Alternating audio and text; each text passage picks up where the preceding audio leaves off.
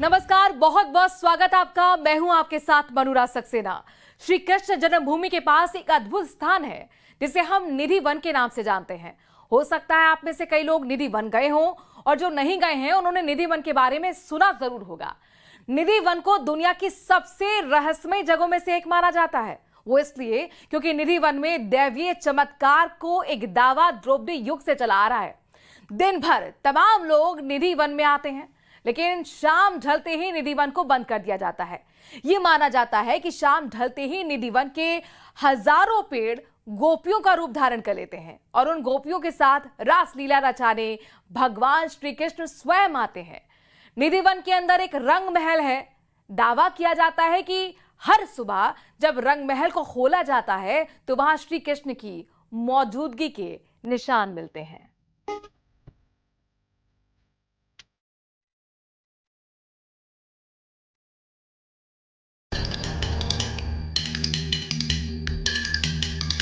दावा है कि ये सब कोई और नहीं श्री कृष्ण करते हैं, जो आज भी इस निधि वन में आते हैं और कलयुग में भी अपने होने का एहसास कराते हैं। इस पूरी कहानी को परखने का सिर्फ और सिर्फ एक ही तरीका है कि आप रात यहाँ पर गुजारें, लेकिन वो अलाउड नहीं है, आपको इजाजत नहीं दी जाती। लेकिन ऐसा क्यों? जब सारे चमत्कार रात में ही होते हैं तो किसी को निधि वन के अंदर रात में रुकने की इजाजत क्यों नहीं?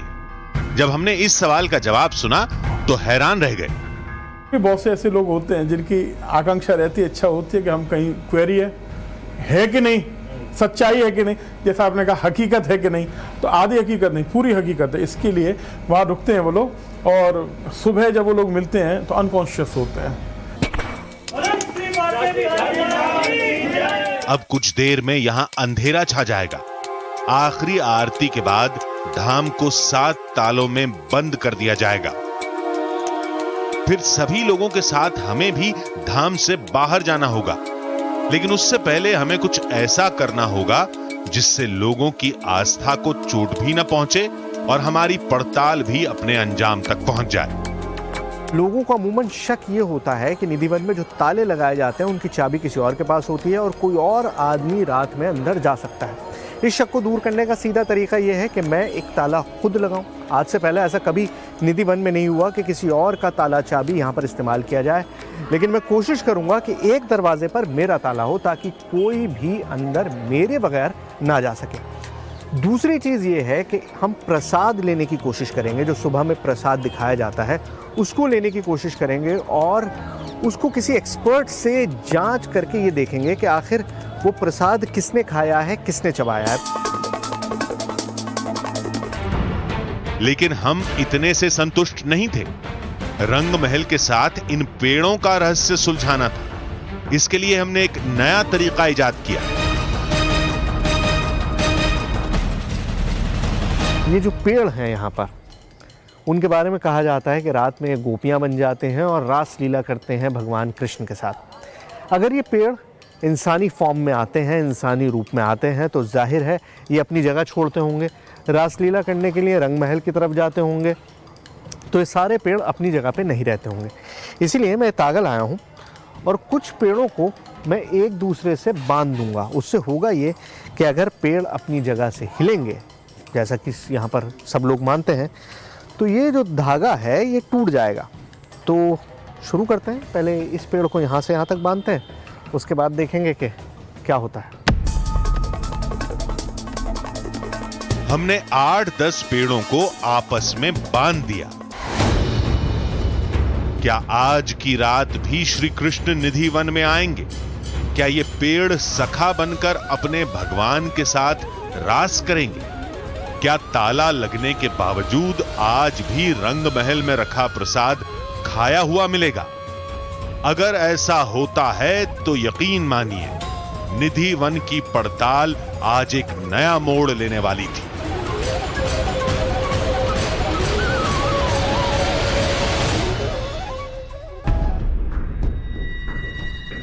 रात होते ही धाम में शयन आरती शुरू हो गई।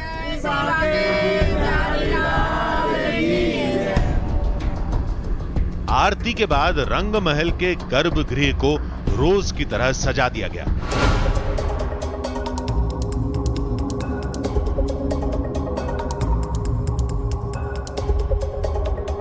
ये फूलों की से सजा दी गई है। ये ठाकुर जी का चांदी का बिस्तर है। इधर ठाकुर जी शयन करते हैं रात में। उधर आप देखोगे श्रृंगार का सामान सब सजा दिया गया है राधा रानी के लिए। जो कृष्ण भगवान राधा रानी का श्रृंगार करते हैं उसके लिए श्रृंगार सजा दिया गया है। उधर आप देख रहे हो लड्डू पान दातुन रखा हुआ है।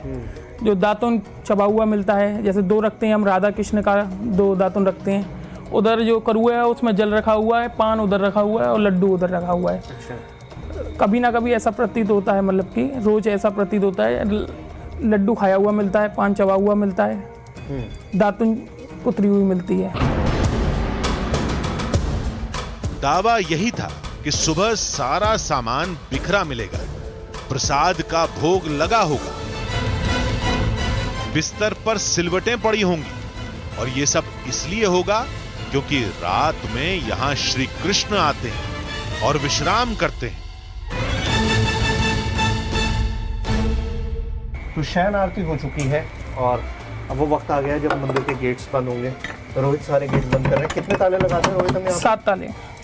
7 ताले एक साथ लगते हैं यहाँ पर। पहले दरवाजे पर 3 ताले लगाए गए और दूसरे दरवाजे को भी 3 तालों से बंद किया गया। जैसे आपकी हमारी बात हुई थी, एक ताला हमारा बाहर लगाएंगे मेन गेट पे। तो इतने ताले लगाने की जरूरत क्यों होती है? ये जो ताले हैं हमारे और आपके लिए हैं। वैसे ठाकुर जी को अगर प्रकट होना है, यहाँ पर 10 अंदर छवियां हैं, जिसमें हर छवि में ठाकुर जी रास कर रहे हैं। स्वामी अरदास जी कुंज में बैठ के देख रहे हैं और राधा कृष्ण रास कर रहे हैं। किसी भी छवि से प्रकट होकर ठाकुर जी कर सकते हैं। वादे के मुताबिक धाम के मुख्य द्वार पर हमारा ताला लगा दिया गया।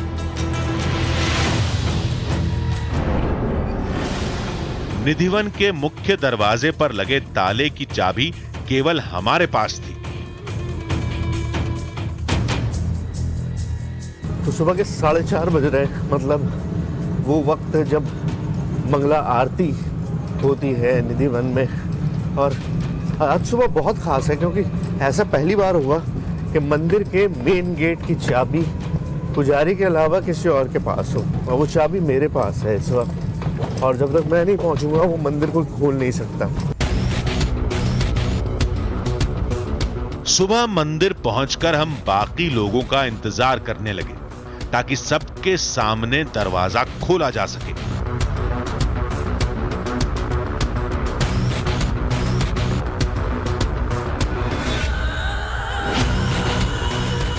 तो मंदिर का मुख्य द्वार है, इसकी चाबी मेरे पास है। रात में ताला लगाया था, अब हम इसको खोल रहे हैं और अंदर एंट्री करेंगे मंदिर में।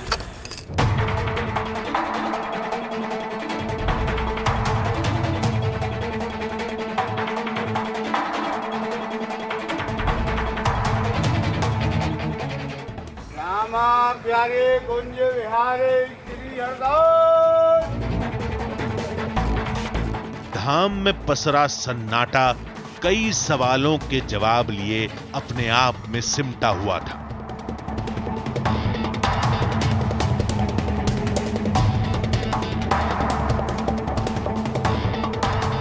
रंग महल मंगला आरती के समय खुलेगा, उसमें अभी वक्त था। फिर हम उन पेड़ों की तरफ बढ़े जिनमें हमने डोर बांध रखी थी। मैंने इन पेड़ों को आपस में बांध दिया था कई जगहों पे, मेरे ख्याल से 3 जगहों पर मैंने बांधा था। और हमको ये उम्मीद थी कि अगर ये पेड़ अपनी जगह पर रहते हैं, जैसे पेड़ हमेशा हर जगह एक ही जगह पे रहते हैं, तो जाहिर है वो तागा उसी तरह से बंधा होगा। लेकिन अगर ये पेड़ मूव करते हैं, जो कि अपने आप में इम्पॉसिबल है सोचना भी, तो वो धागा टूट चुका होगा। प्रॉब्लम ये है कि रात भर बारिश हुई है और इस वक्त आप हालत देखिए कितना पानी भरा हुआ है, और ऐसे में उस जगह को तलाशना बहुत मुश्किल हो रहा है जहाँ पर वो धागा हमने बांधा था। और ये बंदरों ने इतनी धमाचौकड़ी मचा रखी है पानी में कि आपको समझ नहीं आ रहा है कि आपको जाना किधर है। और हर कदम जो है वो बहुत स्लिपरी ज़मीन हो रही है, तो चलना बहुत मुश्किल है। लेकिन कोशिश कर रहा हूँ। मुझे याद है कि एक धागा जो है वो बहुत करीब यहीं कहीं पे बांधा होगा हमने। आइए, ओह आइए आइए आइए।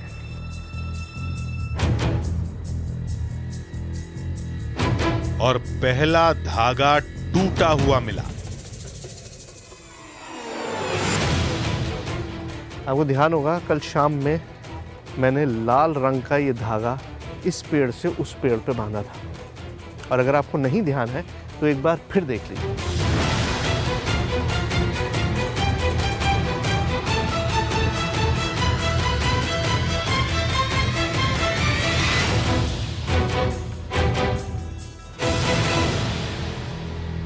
तो देखा आपने, यही धागा हमने बांधा था, और ये धागा यहाँ से इस पेड़ से मैंने बांधा था, और ये इस पेड़ तक था।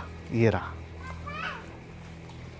ये देखिए, ये पूरा धागा बंधा हुआ है इन दोनों पेड़ों के बीच में, और इस वक्त ये टूटा हुआ है बीच से।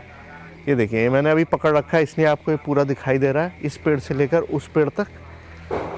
और ये अब इसे कैसे एक्सप्लेन करें मुझे नहीं पता। रात भर यहाँ पे बारिश रही है, और जैसा आप जानते हैं कि एक बंदर भी यहाँ शाम होने के बाद नहीं ठहरता है, तो मैं ये कहूँ कि बंदर धमाचौकड़ी मचा रहे होंगे, बंदरों के उछल कूद में कूद गया। खैर कोई बात नहीं, हमारे पास एक दूसरा भी तो है। आइए, यहीं कहीं बांधा था ना दूसरा तीसरा उस पे। यस, हियर इट इज, ये रहा। ओ गॉड, ओ गॉड। ये भी बिल्कुल उसी तरह से टूटा हुआ है बीच में से। यहाँ मौजूद है, मतलब जो शाख पे बंधा हुआ था वो मौजूद है, लेकिन बीच में से ये टूटे हुए हैं आपस में।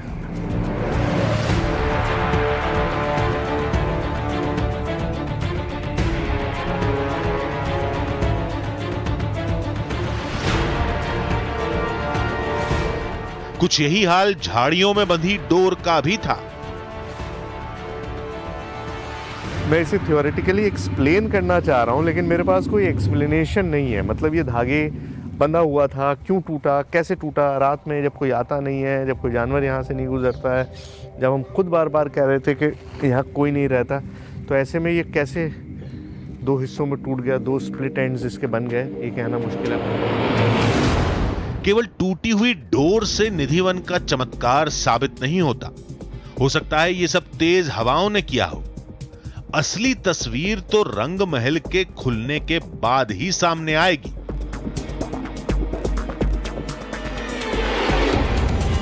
जहां चमत्कार की आस में भक्तों की भीड़ जमा हो चुकी थी।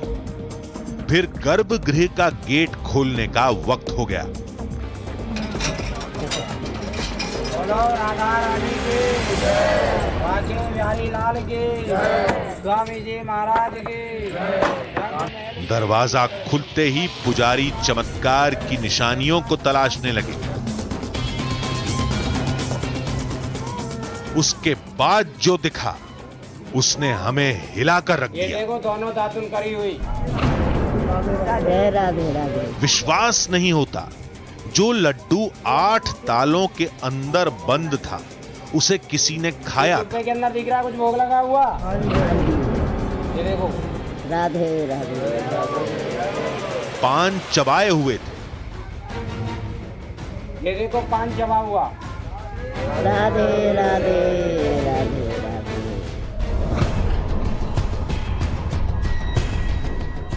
रात में हमने गर्भगृह के हर कोने को बहुत ही गौर से देखा था, लेकिन सुबह पूरी तस्वीर ही बदली हुई थी। सुहाग का सामान बिखरा पड़ा था। लेकिन यह सब हुआ कैसे? दावा तो यही था कि यह सब ही श्री कृष्ण भगवान का चमत्कार है, जो सदियों से धाम में आते रहे हैं। लड्डू खाया हुआ था, पान चबा हुआ था, दातुन भी चबी हुई थी। जो हम करुए में जल भर के गए थे वो आधा मिला था, और जो साड़ी श्रृंगार थी, साड़ी खुली हुई मिली थी, श्रृंगार का सामान भी बिखरा हुआ मिला था। धाम में वही हुआ जो सदियों से होता आ रहा है। हम ये जानना चाहते थे कि जो हो रहा है वो हो क्यों रहा है और कैसे हो रहा है। इसकी पड़ताल के लिए हमने नया चक्कर चलाया। फैसला किया कि क्यों ना रंग महल के प्रसाद को अपने साथ ले चलें, यानी वो लड्डू, वो दातून, वो पान के बीड़े जिन्हें भगवान की मौजूदगी का निशान माना जा रहा है। हमने मंदिर प्रशासन से बातचीत की और वो प्रसाद अपने साथ ले गए। हमने उस प्रसाद की जांच करवाई, लेकिन जब जांच का नतीजा सामने आया तो हम भी हिल गए।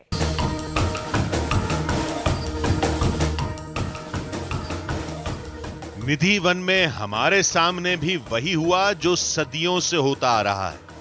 जिन निशानियों को श्री कृष्ण से जोड़कर देखा जाता है वो सारी हमारे पास थी, लेकिन पड़ताल शुरू करने से पहले हमें कुछ सवालों के जवाब हासिल करने थे। उन सब को लेकर हम एक डेंटिस्ट के पास पहुंचे।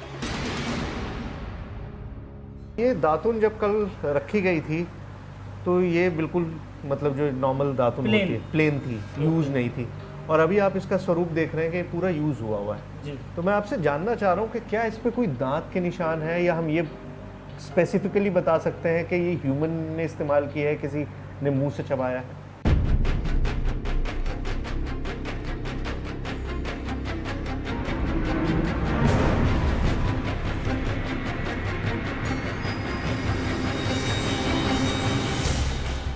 देखिए सर, ये दातुन जो आपने मुझे दिया है इसको कोई ना कोई ह्यूमन के द्वारा चबाया गया है।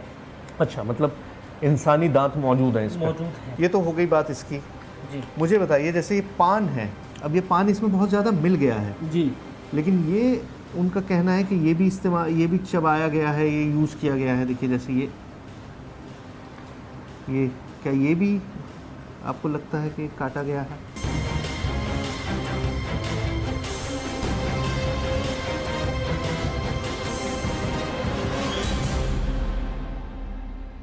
जो इसकी इस समय मॉर्फोलॉजी है वो ये शो कर रही है कि इस पान को भी दांतों के द्वारा कट किया गया है। ओह, मतलब पान को भी दांत के द्वारा कट किया किया गया है। अच्छा, ठीक है ना, इसको ज़्यादा चबाया नहीं गया है, बस इसको कट किया गया है, दांतों से कुतरा गया है। अच्छा, चबाया नहीं गया है ज़्यादा। ये आप बहुत श्योरली कह सकते हैं डॉक्टर साहब? देखो, एट प्रेजेंट जो पान की जो कंडीशन है उसको देखते हुए तो यही महसूस होता है। ठीक है, चबाया नहीं गया है लेकिन इसको कट किया गया है, और ह्यूमन दांतों से किया गया है। दांतों के द्वारा कट किया ऐसा गया तो है। नहीं है कि कोई छोटा जानवर जैसे चूहे वगैरह चले जाते हैं कमरे में? नहीं, देखो चूहा जो होता है, चूहे के दांत बहुत ही छोटे होते हैं। ठीक है, लेकिन जिस हिसाब से इसको कट किया गया है उस हिसाब से ये शो हो रहा है कि इसको ह्यूमन टीथ के द्वारा कट किया गया है। दो चीज़ों को आपने देखा, तो क्या इनको देख के हम ये कह सकते हैं कि हाँ कोई इंसान वहाँ पर मौजूद था उस वक्त जब इनको काटा? इन चीज़ों के हिसाब से, based on these two things? बिल्कुल 100%, 100% हम ये कह सकते हैं कि कोई ह्यूमन था। जबकि ऐसा होना संभव ही नहीं है।